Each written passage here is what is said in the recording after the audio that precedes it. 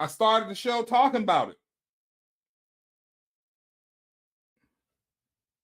Now we got to see, what does this mean? I'm going to go over to Yahoo News real quick.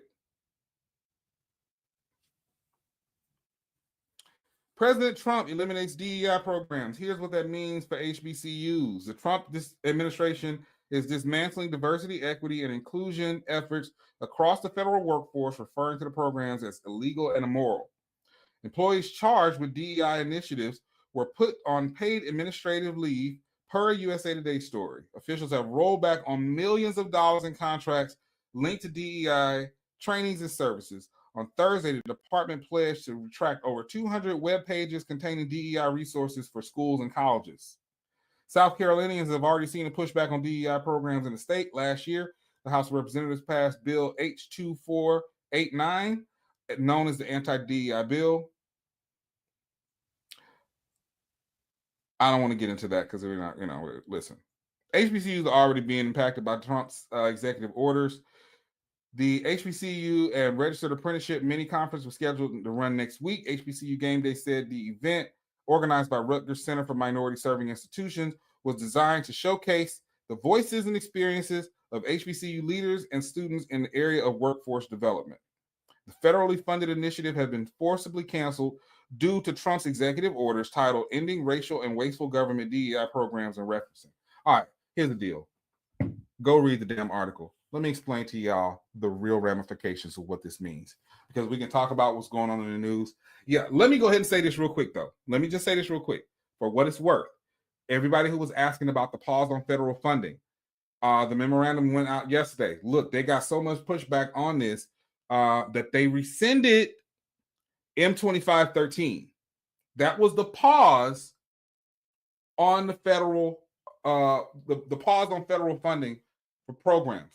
Now, to clarify, that did not mean that those who were, because it was a bunch. I was in my WGU group yesterday, and I had a bunch of folks like, bro, because at WGU, you have the option to start at the top of the month. So it was a bunch of people that were scheduled to start. They either had new terms or they were brand new coming in on February 1st, and they're like, what's going on with my money?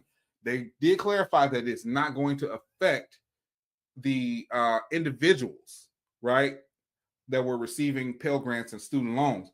It did affect the organizations who were also receiving them, which is one of the reasons the pushback came so much. Blocked by a judge. I think the judge was in Seattle. And now they, as of this morning, they rescinded it. About 5 hours ago, they rescinded it. But I want to say this without, I can't say the source.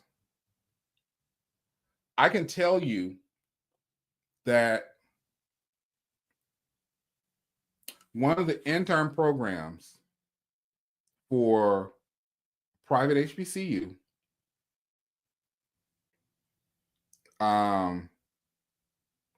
was shut down due to this initiative. That program, that federally funded program, offered a pipeline of those students from the schools directly into those federal jobs. And I mean good paying jobs at that.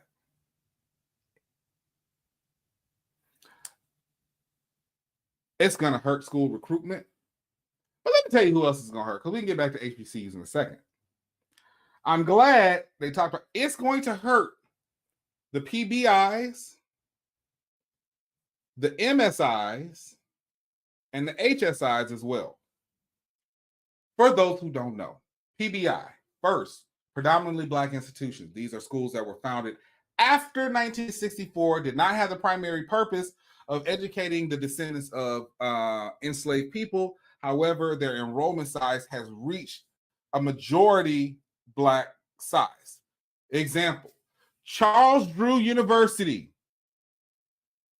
For those who continue to try to argue with me, Charles Drew University is not an HBCU.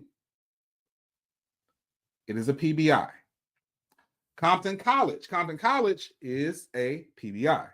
Chicago State, PBI. Georgia State, PBI. Medgar Evers College in New York, PBI.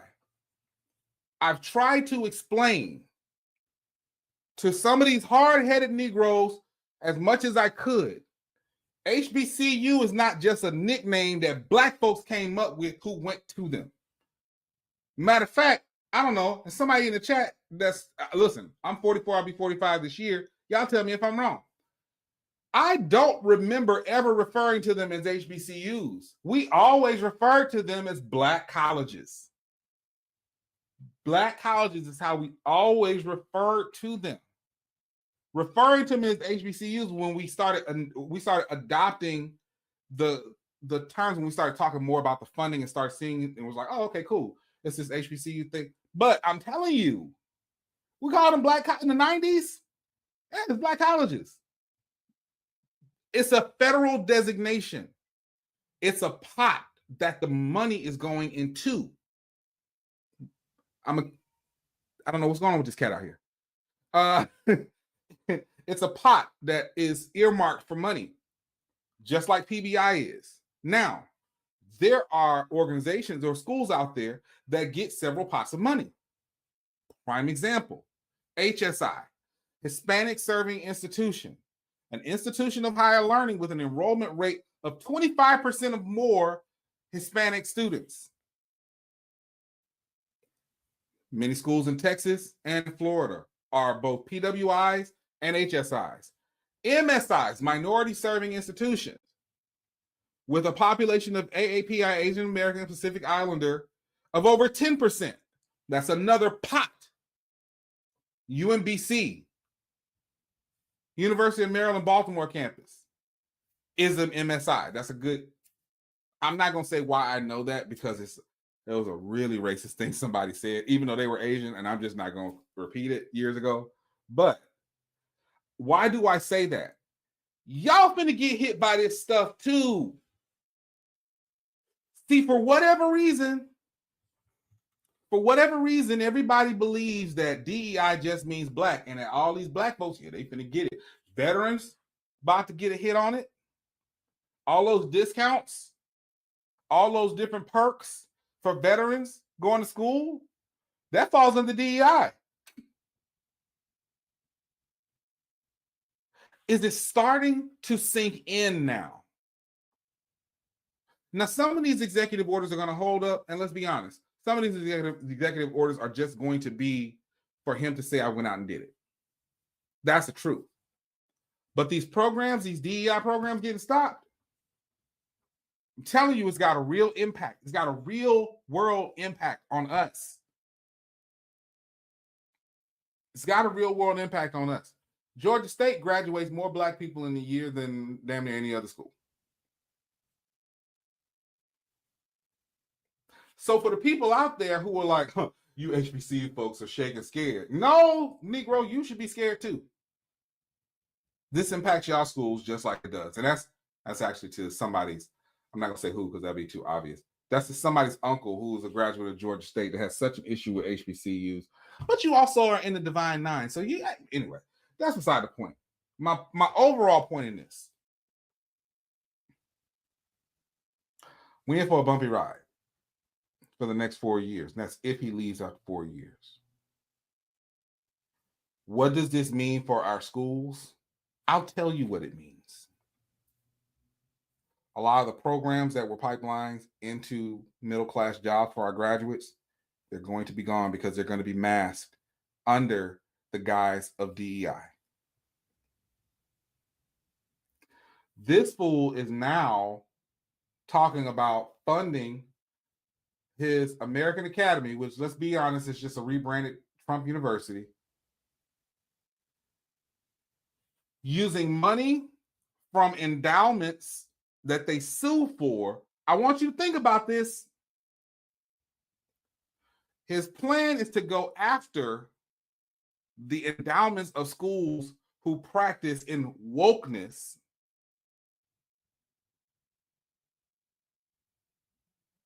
and use that money to fund American Academy as a free university. First off, that sounds like socialism, but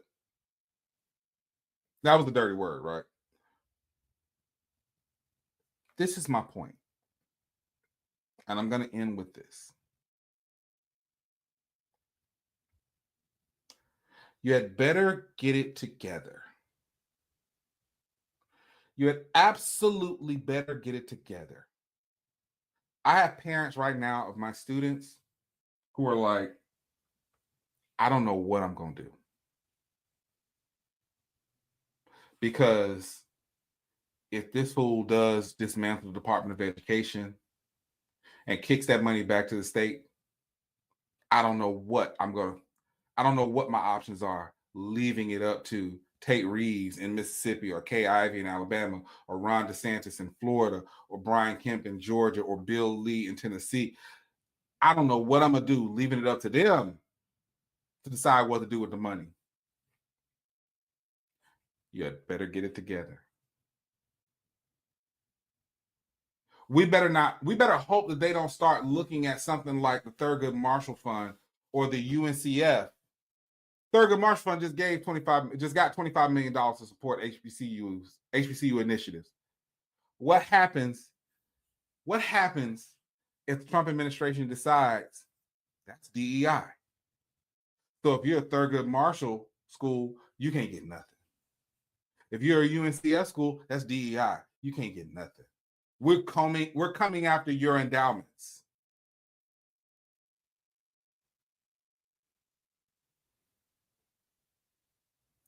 Will it make its way? Will it be a situation where it works out for everyone? I don't know. Is it just wolf tickets being sold by a crazy old man yelling at cats? I don't know. But what I do know is if we get caught slipping, if that pipeline closes from the top and from the bottom, you exceptional Negroes, where make no mistake, y'all were the quota, your job on the chopping block, bro. And as you can see by people like Byron Donalds, Wesley Hunt, Larry Elder, Tim Scott, it ain't really pay to grift this time around. Ask Candace Owens. It didn't pay to grift this time around for her. He got what he needed from you. What can we do? There's a couple things we can do.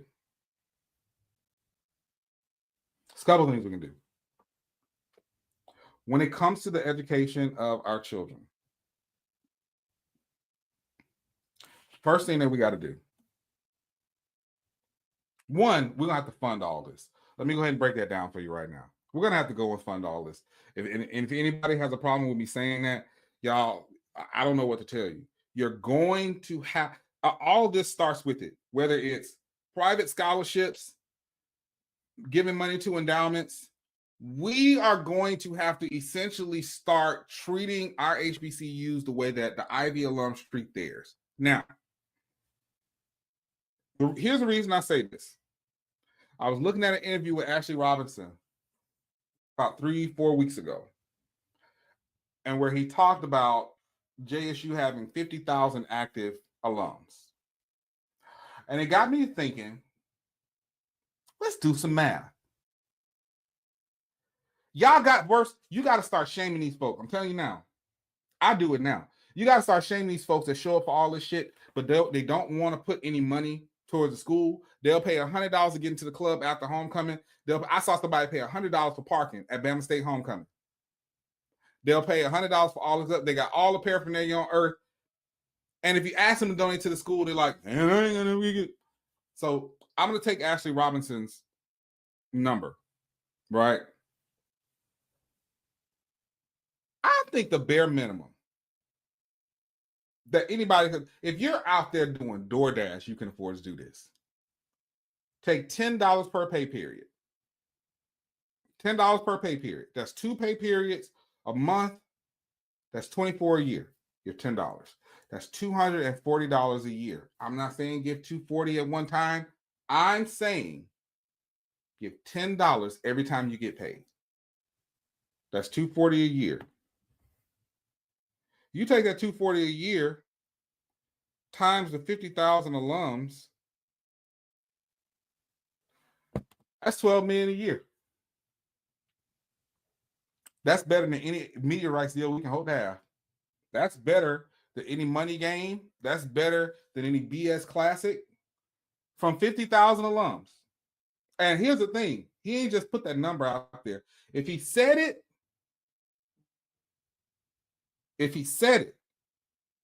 I guarantee you, he's not saying it without some type of merit. I am so glad you said that, Sonic Boom. We have 50K, but do we have contact and social media information on all of them? Are we asking all of them to give back? They could just give 20 to JSU by 40. I get that. I don't. Here's the thing. 10 recurring payments.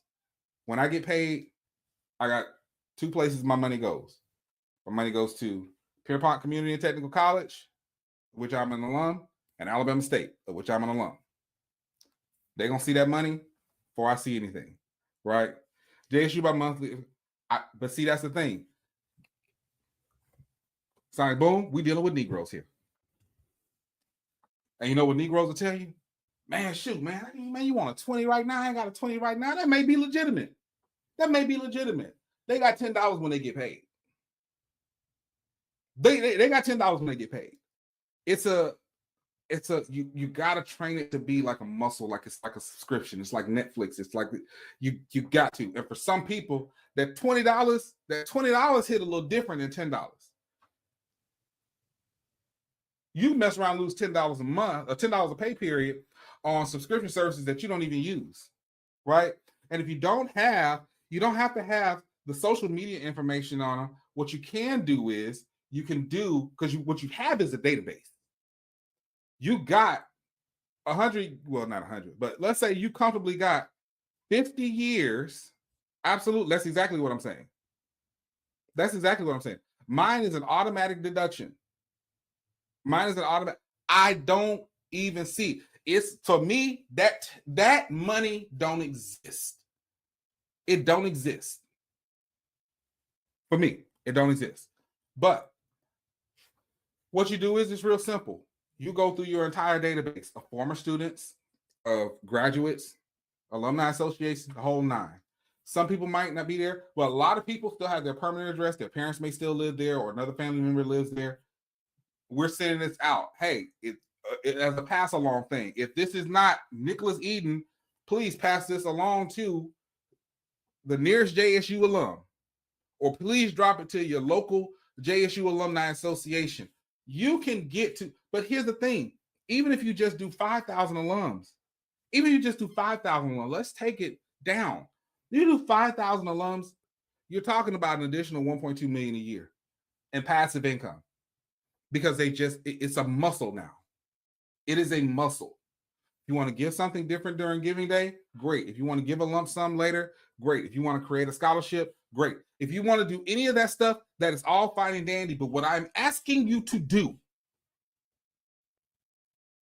24 times a year, I'm asking you to forget that you just gave me $10. That's what I'm asking you to do 24 times a year. And I'm asking that of Jackson State. I'm asking that of Alabama State. I'm asking that of Alabama A&M. I'm asking that of Alcorn, Southern, Grambling. I'm asking that of Valley. Especially Valley. I'm asking that of Claflin. I'm asking that of Central, Howard, Tennessee State. I'm asking that of all of it. It is not a difficult task, but you just got to ask people. Because if we don't do that and we don't fund these things, that money's going to go away. That money's going to go away. Y'all think we're going to get the hit? We talk about HBCUs dealing with financial burdens right now. Let's not act like it wasn't $17 billion infused during the Biden administration to HBCUs. Do you think that's going to happen under Trump? It's not.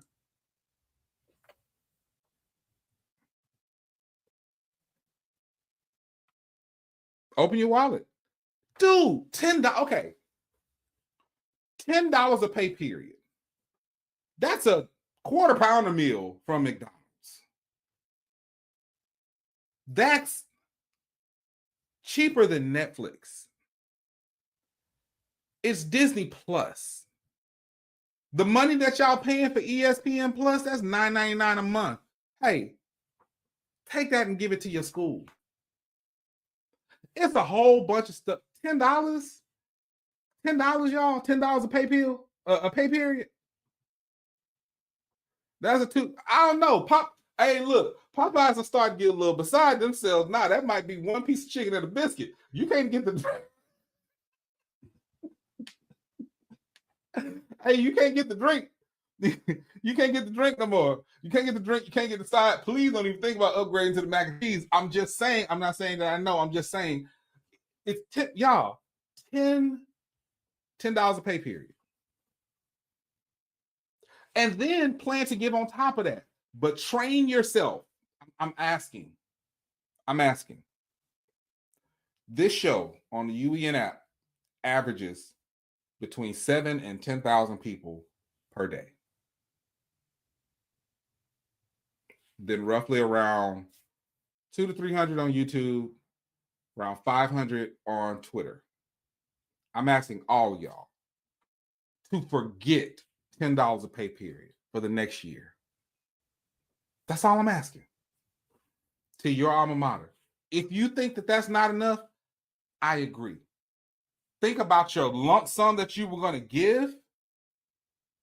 I'll definitely do this. Think whatever. If you think that the $10 per pay period isn't enough, I agree with you. If you think that you need to do something like $1,000, let me do $1,000 one-time payment to my alma mater. That's absolutely great. I want you to take that $1,000. I want you to deduct 240 of it. Hell, put it on a prepaid card and just drop it in the that's even better. Get I'm gonna have a Chime link for y'all tomorrow. Put it on a prepaid card. Put $240. They got their little fees. Some of the folks got their little fees. So put 300 and surprise yourself if you got $60 extra at the end of the year. Put $300 on a prepaid card that you don't use, won't use. Cut up the daggone card. And give $10 a pay period. $10 a pay period. $20 a month. $240 a year. If you get 5,000 alums to do it, that's an extra 1.2 million a year. That's a hey, that's a money game. That's a good money game. You can with 5,000 alums, you can replace a good money game payout. That's a Celebration Bowl payout. That's with 5,000 alums. With 50,000 alums, you are now rivaling the payouts on the media rights deals at some of these Power 4 and Group of 5 schools. That's all I'm saying. And let it go. Listen, endowments, departments, and then get on the phone. Y'all got this $240 a year out of me. What you doing with it? My money is conditional. There's nothing wrong with telling these schools that. My money is conditional. Me going out and organizing other people to give. It's conditional. But what do I know? I'm just a Negro from Mississippi that's been to college and then decided to give back a little bit. I want to thank everybody who took an hour plus to listen to me rant. Y'all let me know. Head over to Twitter. Let me know what you're thinking about this new time slot. We're going to at least rock it for this week just to see what the numbers look like. I'm digging this drive time. It actually looks better in here with the light. I'm going to have my regular lighting back in here tomorrow.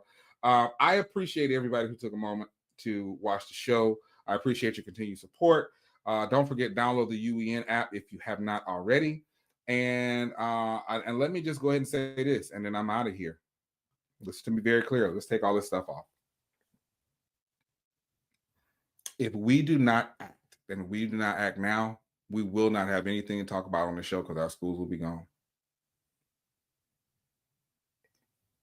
I'm related to people whose HBCUs have closed. It's not a great feeling. I'll see you all next time. Take care. Be blessed. I love y'all.